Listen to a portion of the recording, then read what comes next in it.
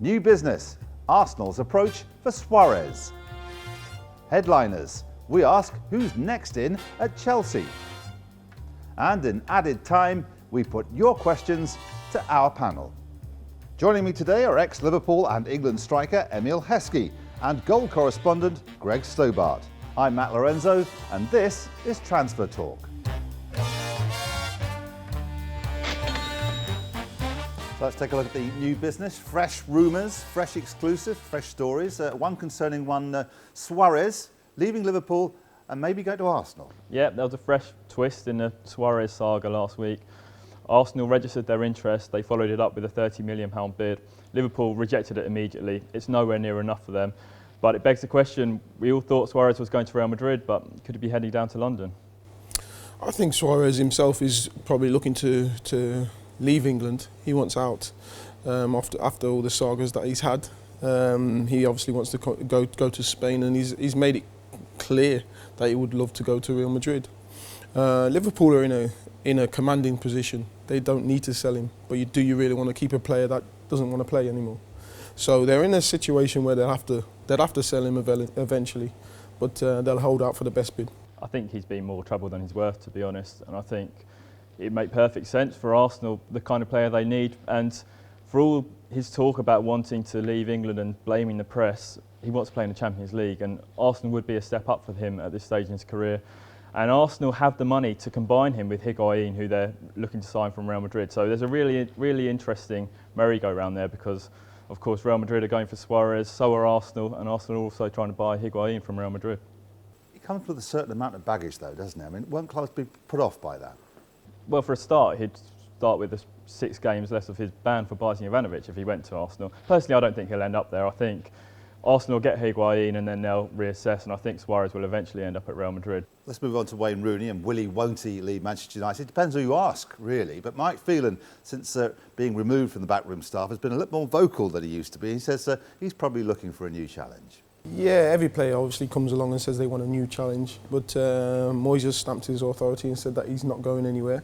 I think Wayne is a very professional lad, and he will, regardless of whether he stays or go, he will give his best because he loves football so much. But he's obviously made it, put in a transfer request as such and said that he wants to leave.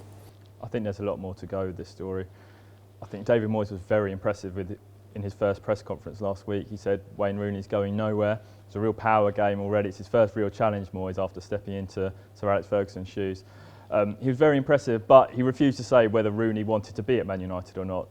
And really, you don't ask to leave Man United twice, and Rooney's done that already. He wants a new challenge, he wants to leave. I think Chelsea would be the right challenge for him, the right move for him, but there's a real power game. I think this could really run on until the end of August.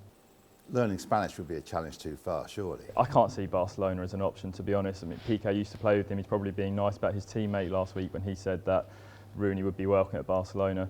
I think he's looking at staying in the Premier League and move to London and to get out of Man United because he doesn't feel appreciated there, and he's not the main man there anymore anyway, because they've got Robin van Persie, who won them the title essentially last season. One man who's happy to stay in Spain, David Villa, not going to Spurs as we all thought this time last week. Yeah, he's been on the radar for a couple of English teams, but has decided to stay in Spain with Atletico Madrid. Price tag's a little bit lower than I thought it would be, but he's been a great footballer, a great goal scorer. No one knew how he would do when he come back from his broken leg, but he's proven that he's still got the touch, and he's gone to Atletico. There are a few questions over whether he's lost that little 10%, that little bit of sharpness in front of goal, but it's still excellent business for Atletico Madrid, £4.4 million for Spain's all-time top scorer, and they've got the money. They were looking to replace Falcao. They're in the Champions League. You can understand why he's done it, especially in a World Cup year, but it's a massive blow for Spurs because Andre Villas-Boas made David Villa his top target. He was desperate for him, and Spurs really need a striker. Where do they turn to now? They're going to have to spend big money. Well, that wraps up our new business section. We'll move straight on to the headliners. One of the big headlines of the close season, when it happens, will be Mourinho's major signing, or first major signing, and it looks as though he's looking to Aston Villa. Yeah, Benteke's handed in a transfer request, so that's going to be very interesting. He's a young lad who ended up 4th on the goal scoring chart, so he's had a great season. And everyone's comparing him to Drogba, so you don't know if there's a little comparison there. I think it's way too early to compare Benteke to Drogba. He could be Michael Ricketts for all we know. He's had one season, he scored 23 goals, he looks very impressive, but for the money you're talking, which Villa have said they'll listen to offers, but it's 20 million plus, the money you're talking, it'd be a huge, huge gamble after just 1 year to do that with Benteke, especially for Chelsea, because they need a world-class striker. No pressure on him, really, and you must remember that. When you went to Liverpool, you were just 22. You'll know exactly how he's feeling. Yeah, definitely. You know, we were pretty much the same shoes then. You know, but I'd actually played a few more seasons. But you know, it's going to be difficult for him, whoever he goes to. You know, like you're saying, with only one season under your belt within the best league in the world, can you cope with it season after season? And that only time will tell. Chelsea are looking at him, but is there a massive difference between Benteke and someone like Lukaku? What they really need is a player like Cavani, a player who's done it for 4 or 5 years, scored 20 plus goals a season. I can see why Mourinho would be interested in Benteke, but I don't think it makes sense to me. Maybe Spurs or Arsenal would make a little bit more sense, but Spurs don't have a lot of luck with expensive signings that start with Bent in their name. You mentioned Cavani. He appears to be on his way to PSG for super money. I mean, has Mourinho lost out in the battle of the wallets? It looks like it. I mean, Cavani would prefer to go to Chelsea. He wants to come to the Premier League. Man City showed a lot of interest before. It was quite a long way down the line with Chelsea, but PSG money talked. We saw it with Falcao, who turned down Chelsea and ended up at Monaco. I think the big issue is the transfer fee, 63 million euros. Chelsea just aren't willing to pay that, especially with financial fair play.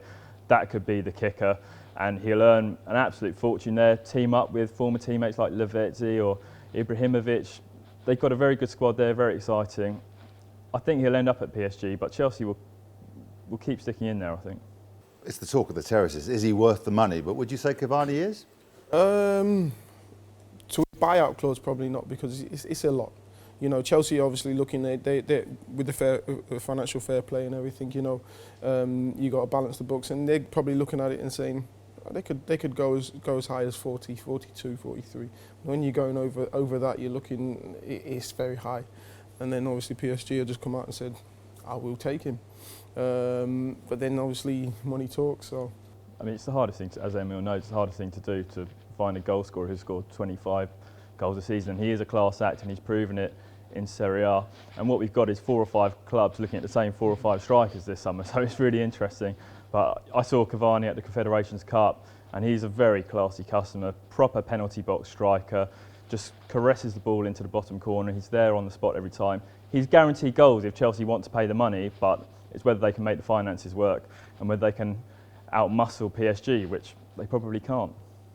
If only I'd had a buyout clause. And with that, we move into added time.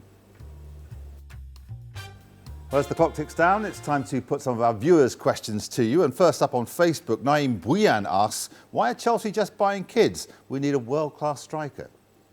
Obviously, they're probably looking for the future, but the fans want right now. I'm sure they just bought Van Ginkel. But they are obviously looking at Cavani and other players as well.